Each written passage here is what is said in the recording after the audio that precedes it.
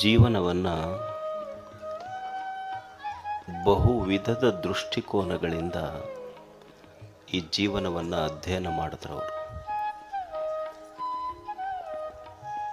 ಉಪನಿಷತ್ತುಗಳಲ್ಲಿ ಒಬ್ಬ ಋಷಿ ಮತ್ತು ಋಷಿ ಪತ್ನಿ ಇಬ್ಬರೂ ಮೇಧಾವಿಗಳು, ದಾರ್ಶನಿಕರು. ಪತಿ ಪತ್ನಿ ಇಬ್ಬರು. ಪತ್ನಿಯ ಹೆಸರು ಮೈತ್ರೇಯಿ, ಪತಿಯ ಹೆಸರು ಯಾಜ್ಞವಲ್ಕ.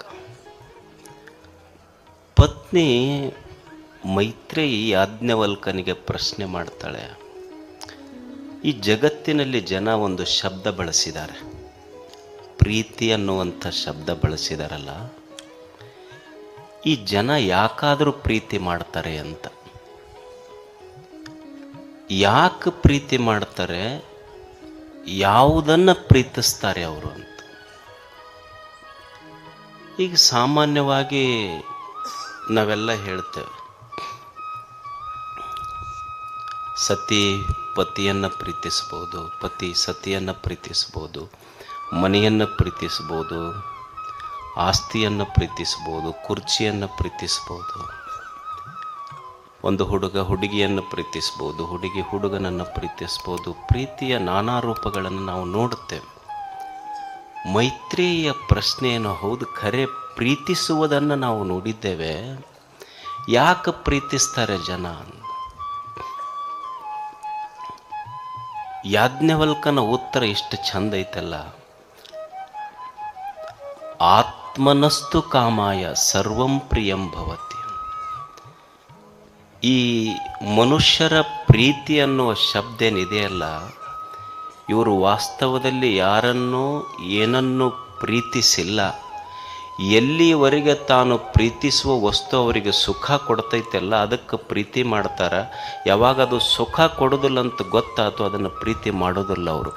ಆ ವಸ್ತುವಿನ ಮೇಲಿನ ಪ್ರೀತಿಯಿಂದಲ್ಲ, ತನಗೆ ಸುಖ ಕೊಡ್ತೈತೆ ಅಂತ ಪ್ರೀತಿ ಮಾಡ್ತಾರೆ ಅಷ್ಟೆ. ತಾನು ಪ್ರೀತಿಸುವ ವಸ್ತು ಅದು ಸುಖ ಕೊಡೋದಿಲ್ಲ ಅಂತ ಗೊತ್ತಾಯ್ತು, ಅದನ್ನು ಪ್ರೀತಿ ಮಾಡೋದಿಲ್ಲ ಅವರು. ಈಗ ಅಪ್ಪಿರ್ತಾನೆ, ಸಣ್ಣ ಮಗು ಇರ್ತೈತೆ, ಅವ್ರು ಎಷ್ಟು ಪ್ರೀತಿ ಮಾಡ್ತಿರ್ತಾನೆ ಅಪ್ಪ. ಅವು ಹೊರಗೆ ಬಂದ ಕೂಡಲೇ ಎತ್ಕೊಳ್ಳೋದು ಮಾಡ್ತಿರ್ತಾನೆ, ಆಡ್ಸೇಳೋದು ಮಾಡ್ತಿರ್ತಾನೆ. ನಾವು ಸುಮ್ಮನೆ ಅಡ್ಡಾದರೂ ಮಗ ಬಂತು ಅಂದ್ರೆ ಅಂಬೆಗಾಲು ಇಟ್ಕೋಂತ ಮಗು ಬರ್ತಿರ್ತೈತಿ. ಅವ ಮಕ್ಕೊಂಡಿರ್ತಾನೆ, ಅವನು ಹೊಟ್ಟೆ ಏರಿ ಬೆನ್ನು ಏರಿ ಅವನ ಎದೆ ಮೇಲೆ ಆಡ್ತಿರ್ತೈತಿ. ಬಂದು ಮಗು ಮಕ್ಕೊಂಡಲ್ಲೇ ವಿಡಿಯೋ ಮಾಡ್ತಾನೆ. ಅದನ್ನು ಮಾಡಿ ಅದನ್ನು ವ್ಯಾಟ್ಸಪ್ಪಿಗೆ ತನ್ನ ಫ್ರೆಂಡ್ಸಿಗೆ ಬಿಡ್ತಾನೆ, ಚಿನ್ನನ ವಿಡಿಯೋ ನೋಡ್ರಿದು ಅಂತ. ಹೊಟ್ಟೆ ಮೇಲೆ ಎದೆ ಮೇಲೆ ಈಗ ಅಂಬೆಗಾಲು ಇಟ್ಟು ಅಡ್ಡಾಡುವಾಗ ವ್ಯಾಟ್ಸಪ್ ಮಾಡಿ ಫ್ರೆಂಡ್ಸಿಗೆ ಬಿಟ್ಟು ಚಿನ್ನನ ವಿಡಿಯೋ ಅಂತ.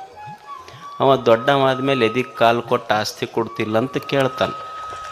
ಮತ್ತು ಅವಾಗ ವಿಡಿಯೋ ಮಾಡಿ ನಮ್ಮ ಚಿನ್ನನ ವಿಡಿಯೋ ಅಂತ ಬಿಡ್ಬೇಕು, ಪೊಲೀಸ್ ಸ್ಟೇಷನ್ಗೆ ಯಾಕೆ ಹೋಗಿ ಅಂತ.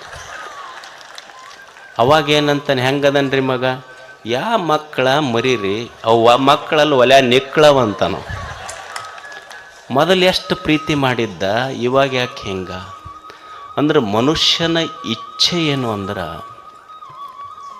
ಮನುಷ್ಯ ಎಲ್ಲ ವ್ಯಕ್ತಿ ವಿಷಯ ವಸ್ತುಗಳನ್ನು ಯಾಕೆ ಪ್ರೀತಿ ಮಾಡ್ತಾನಂದ್ರೆ, ಎಲ್ಲಿವರೆಗೆ ಪ್ರೀತಿ ಮಾಡ್ತಾನಂದ್ರೆ ಎಲ್ಲಿವರೆಗೆ ಅದು ತನಗೆ ಸುಖ ಕೊಡ್ತೈತಿ ಅಷ್ಟ ಪ್ರೀತಿ ಮಾಡ್ತಾನೆ. ಯಾವಾಗ ಆ ವಸ್ತು ವ್ಯಕ್ತಿ ವಿಷಯಗಳಿಂದ ಸುಖ ಇಲ್ಲಂತ ಗೊತ್ತಾಯ್ತು, ಅವತ್ತಿನಿಂದ ಅದನ್ನು ದ್ವೇಷ ಮಾಡಲಿಕ್ಕೆ ಶುರು ಮಾಡ್ತಾನೆ. ವಸ್ತುವಿನ ಮೇಲಿನ ಪ್ರೀತಿಯಿಂದಲ್ಲ, ತನ್ನ ಮೇಲಿನ ಪ್ರೀತಿಯಿಂದ ವಸ್ತುವನ್ನು ಪ್ರೀತಿಸ್ತಾನೆ ಮನುಷ್ಯ. ಎಷ್ಟು ವೈಜ್ಞಾನಿಕ ವಿಶ್ಲೇಷಣೆ ಋಷಿಗಳದು. ಅಂದರೆ ನಮ್ಮ ಪ್ರೀತಿ ಪ್ರೇಮ ಅನ್ನೋದೇನಿದೆಯಲ್ಲ, ಇದು ವ್ಯಾವಹಾರಿಕ ಪ್ರೇಮ. ನಮ್ಮದು ವ್ಯಾವಹಾರಿಕ ಪ್ರೇಮ ಐತಿ. ಈಗೊಂದು ಗಿಡ ನಾನು ಪ್ರೇಮ ಮಾಡ್ತೀನಿ ಅಂದ್ರೆ, ಪ್ರೀತಿಸ್ತೀನಿ ಅಂದ್ರೆ, ಗಿಡಕ್ಕೆ ಎಲ್ಲಿವರೆಗೆ ನೀರು ಹಾಕ್ತೀನಿ ಅಂದ್ರೆ, ಹಣ್ಣು ಕೊಡ್ತಿತ್ತು ಅಂದ್ರೆ ನೀರು ಹಾಕ್ತೀನಿ, ಕೊಡಲಿಲ್ಲ ಅಂದ್ರೆ ಕಡಿತೀನಿ ಅಷ್ಟೆ. ಈಗೊಂದು ಆಕಳಿಗೆಲ್ಲ ಮೇವು ಹಾಕೋದು, ಹಸೆ ಹುಲ್ಲು ಹಾಕೋದು ಎಲ್ಲಿವರೆಗೆ ಮಾಡ್ತೀನಿ ಅಂದ್ರೆ, ಅದು ಹಾಲು ಕೊಡ್ತಿತ್ತಂದ್ರೆ ಮಾಡ್ತೀನಿ, ಇರಲಿಲ್ಲ ಅಂದ್ರೆ ಮಾಡೋದಿಲ್ಲ. ಇದು ವ್ಯಾವಹಾರಿಕ ಪ್ರೇಮ, ಗಿವ್ ಆ್ಯಂಡ್ ಟೇಕ್. ಅದು ಕೊಡ್ತಿತ್ತು ಅಂದ್ರೆ ನಾ ಮಾಡ್ತೀನಿ, ಅದು ಕೊಡೋದು ನಿಲ್ಲಿಸ್ತು ಅಂದ್ರೆ ಮುಗೀತು. ಆಕಳ ಹಾಲು ಕೊಡೋದು ಮುಗೀತು ಅಂದ್ರೆ ಯಾರ ಮನೆಗೆ ಕಳಿಸ್ಬೇಕು ಅವ್ರ ಮನೆಗೆ ಕಳಿಸ್ತೀನಿ. ಇದು ವ್ಯಾವಹಾರಿಕ ಪ್ರೇಮ. ಇನ್ನೊಂದು ವೈಷಯಿಕ ಪ್ರೇಮ. ವೈಷಯಿಕ ಪ್ರೇಮದಲ್ಲಿ ಏನಿರ್ತದೆ ಅಂದ್ರೆ ಅಂಧ ಆಕರ್ಷಣೆ ಇರ್ತದೆ. ಒಂದು ಹುಡುಗ ಒಂದು ಹುಡುಗಿಯನ್ನು ನೋಡೋದು ಕೂಡಲೇ love at first sight, divorce at first fight. ನೋಡೋದು ಕೂಡಲೇ ಆಕರ್ಷಣೆ ಆಗ್ತದೆ.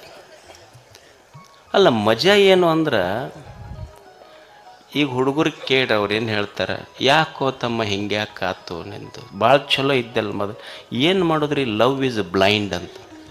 ಅಲ್ಲ, ಕಣ್ಣು ಕೂಡೇ ಪ್ರೇಮ ಆಗೈತಿ, ಹೇಳೋದು ಮಾತ್ರ ಲವ್ ಈಸ್ ಬ್ಲೈಂಡ್ ಅಂತಾನೆ. ಅಲ್ಲ, ಕಣ್ಣು ಕೂಡಿದ ಮೇಲೆ, ಪ್ರೀತಿ ಆದಮೇಲೆ how it becomes blind, how it is blind.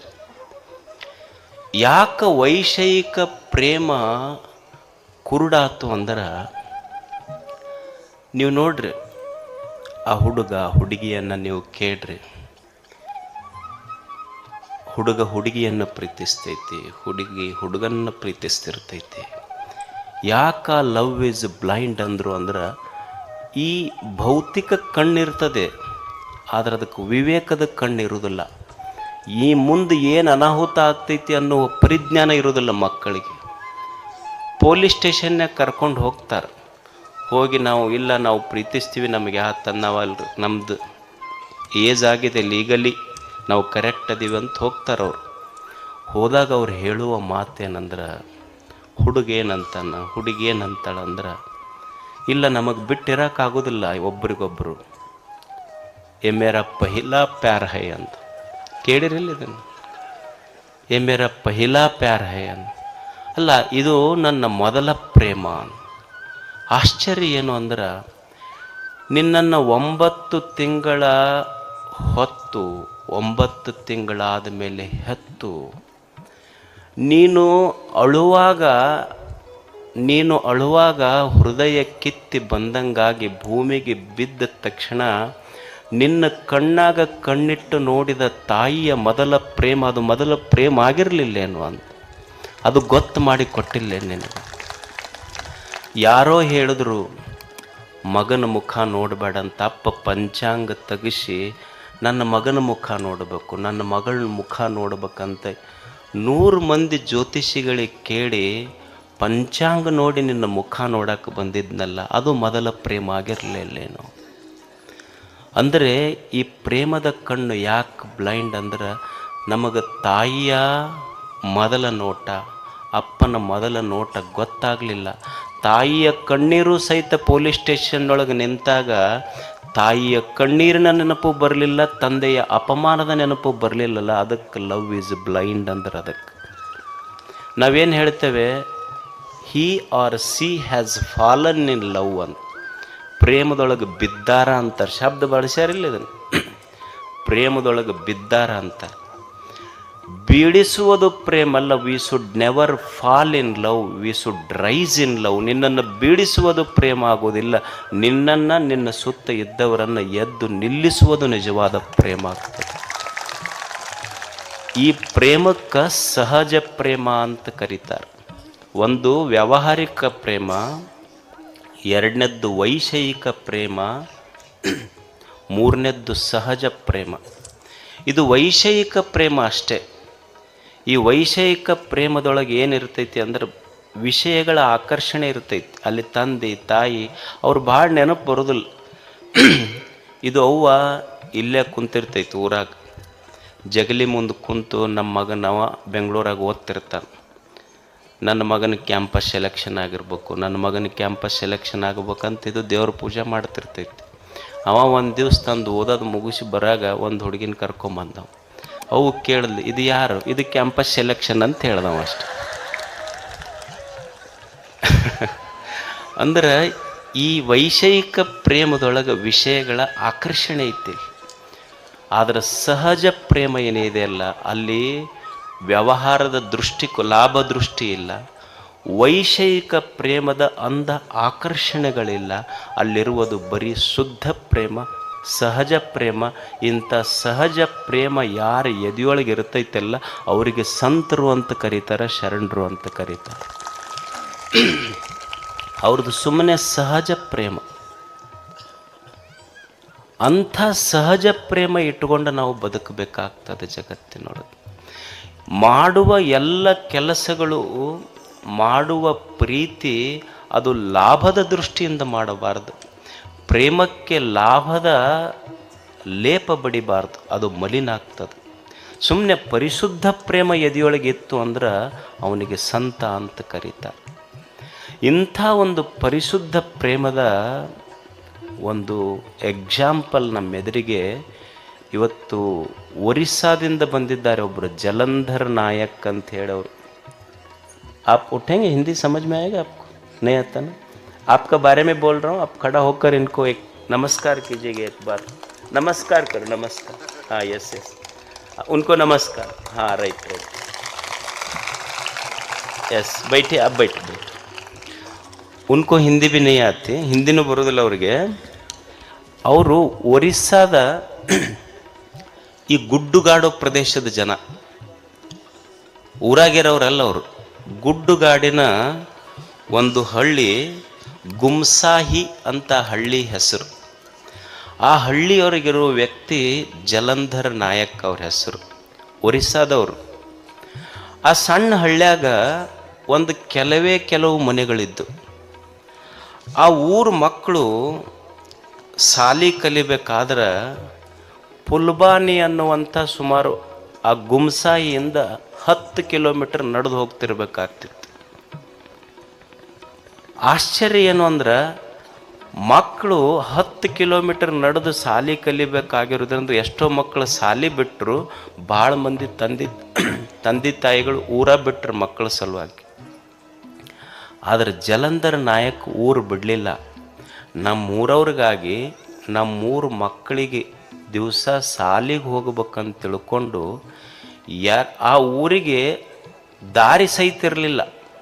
ಗುಡ್ಡುಗಾಡು ಪ್ರದೇಶದ ಗುಡ್ಡದಾಗ ಹೋಗ್ತಿರ್ಬೇಕಾತ 10 ಕಿಲೋಮೀಟರ್ ನಡ್ಕೊಂಡು 2 ವರ್ಷಗಳ ಕಾಲ ಪ್ರತಿನಿತ್ಯ 7-8 ತಾಸು ದಾರಿ ಮಾಡಿ 8 ಕಿಲೋಮೀಟರ್ ಒಬ್ಬನೇ ರಸ್ತೆ ಮಾಡಿದಾನೆ ಸಾಲಿಗೆ ಹೋಗ್ಲಿಕ್ಕೆ ಮಕ್ಕಳಿಗೆ.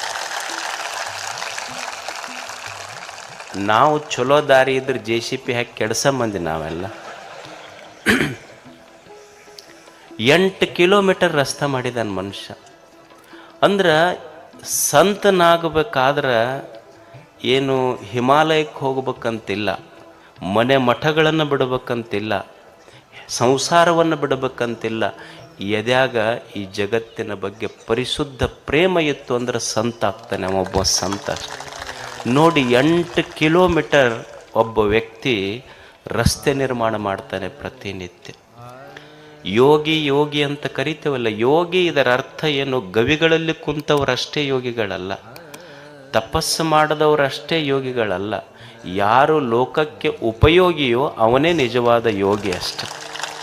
ಅಂಥ ಒಂದು ಲೋಕೋಪಯೋಗಿ ಕೆಲಸ ಮಾಡಿರುವಂಥ ಜಲಂಧರ್ ನಾಯಕ್ ಅವರಿಗೆ ಶೇಗುಣಸಿಯ ಪರಮ ಪೂಜ್ಯರು ಅವ್ರಿಗೆ ಗೌರವಿಸಬೇಕು ಅಂತ